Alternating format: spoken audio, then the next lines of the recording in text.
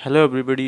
Today we are discuss some important word. First of all, I would like to read this sentence. After that, find out a base word. Then हम discuss करेंगे उससे कुछ उसके antonyms और synonyms साथ ही में देखेंगे। आज हमें बेस वर्ड के अलावा भी एक वर्ड ऐसा मिला है जिसका बहुत ही अच्छा मीनिंग है और ज़्यादातर ये यूज़ होता है इंटरनेशनल लेवल पे या कंट्री लेवल पे, स्टेट लेवल पे, कुछ भी कह लो।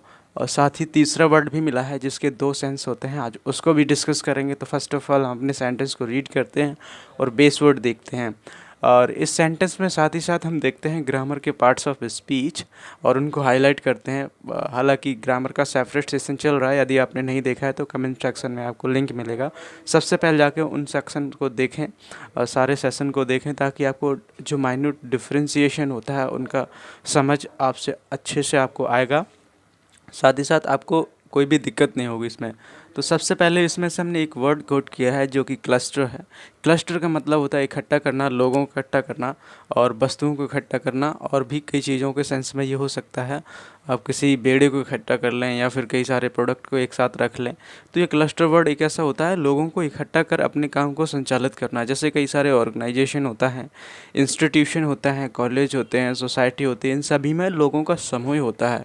तो उनकी डीपली सेंस को समझने के लिए सबसे पहले हम सोसाइटी वर्ड को यहाँ लेंगे, सोसाइटी।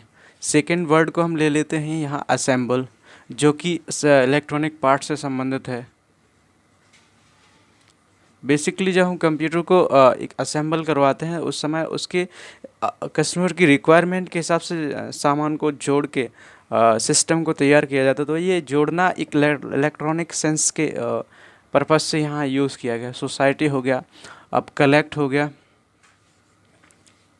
ये भी एक तरह का जोड़ना ही होता है, इकट्ठा करना किसी चीज़ों को।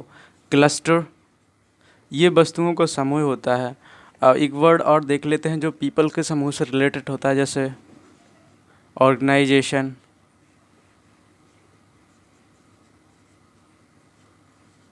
और एक वर्ड और देख लेते हैं जहाँ इंस्टीट्यूट, जहाँ भी स्टूडेंट का एक ग्रेजुएट लेवल पे या फिर अनदर चीज़ों के पॉइंट ऑफ व्यू से देखें तो इंस्टीट्यूट करना, किसी चीज़ को जोड़कर इस्टेब्लिश करना।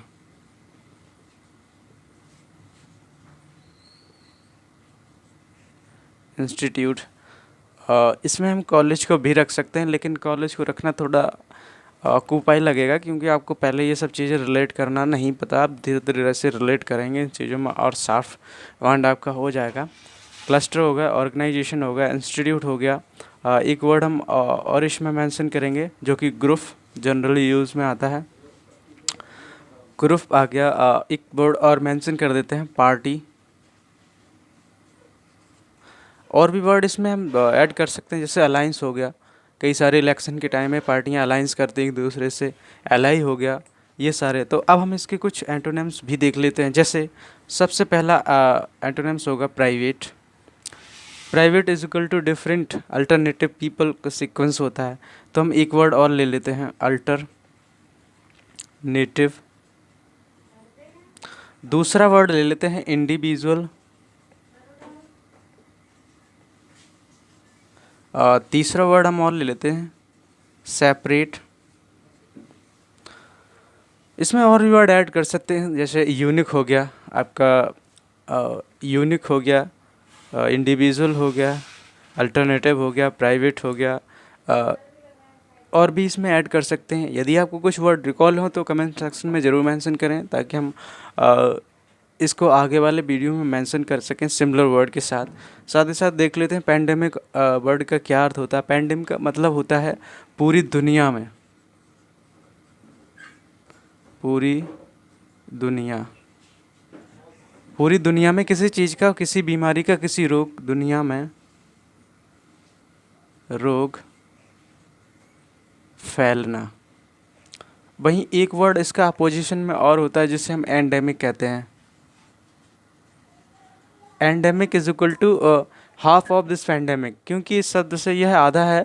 किसी भी देश में यदि ये बीमारी फैली है पार्टिकुलर और अन्य देशों में नहीं है तो हम इसे एंडेमिक डिसीज़ कह सकते हैं। और ये स्टेट लेवल पे अगर आते हैं तो हमारा एक कंट्री है उसमें से कई राज्य होते हैं, तो उन राज्यों में से किसी एक राज्य में फैली है तो हम वहाँ कहेंगे एंडेमिक डिसीज़ है। सपोज़ केरला में कोई डिसीज़ फैली है और बाकी स्टेट में नहीं फैली हुई है तो हम कहेंगे ये एंडेमिक डिसीज़ है।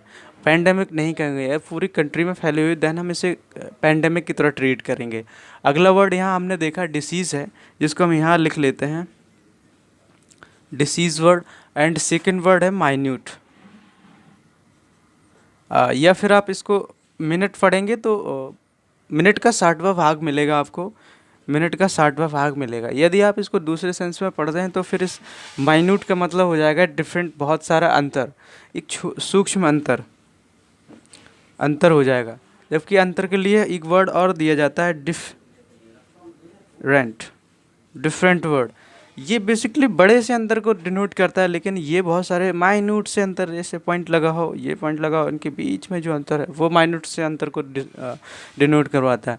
तो अब यहाँ पार्ट्स ऑफ स्पीच के पॉइंट ऑफ व्यू से हम देखते हैं आर्टिकल है, जो कि आर्टिकल के दो पार्ट होते हैं, एक डेफिनेट और एक इनडेफिनेट, जो कि हमने सेपरेट वीडियो में डिस्कस कर रखा है। आप जाके वहाँ देखें, प्लेलिस्ट में वो मिल जाएगा आपको वीडियो। तो यहाँ आर्टिकल इनडेफिनेट में ए आता है और एन आते हैं, ए एन आता है। और डेफिनेट के लिए सिर्फ दा का यूज़ करते हैं। दा का यूज़ स्पेशली किसी की ग्रांटनेस बताने के लिए यूज़ किया जाता है। जैसे पहाड़ बहुत बड़ा है, लोग बहुत महान हैं, ये बहुत गहरा है, ये बहुत शैलो है, ये ब्लैक है, इस तरीके से सेंस रखता है। तो दा का वहाँ डेफिनेट हमें किसी चीज़ को निश्चित करने के लिए, सुनिश्चित करने के लिए, एम्फेसाइजेशन करने के लिए ही दा का यूज़ किया जाता है। बेसिकली ए और an article number of quantity को शो करते हैं और बताते हैं कि इसमें स्पेसिफिकेशन क्या है इसका, किसी चीज़ के साथ लगकर। तो इंटर सेंटेंस से हमने इतने वर्ड डिस्कस किए, और सेपरेट वीडियो में हम कुछ ग्रामर से पॉइंट ऑफ व्यू से वहाँ भी वर्ड को कोट कर लेते हैं। जैसे क्योंकि हमारा सिर्फ एम है बुक को लर्न करना अच्छे से, चाहे वो किसी पॉइंट ऑफ व्यू से हो, चाहे ग्रामर के सेक्शन में मिले, कहीं भी मिले। आगे आने वाले सेशन में हम कुछ न्यूज़पेपर के आर्टिकल्स लेंगे, वहाँ से कुछ वर्ड सीखेंगे। तो यदि आप इस चैनल पर नए हैं तो सब्सक्राइब करें और शेयर करें, ताकि आप भी कुछ अच्छा यहाँ से गेन कर सकें। Thank you for watching.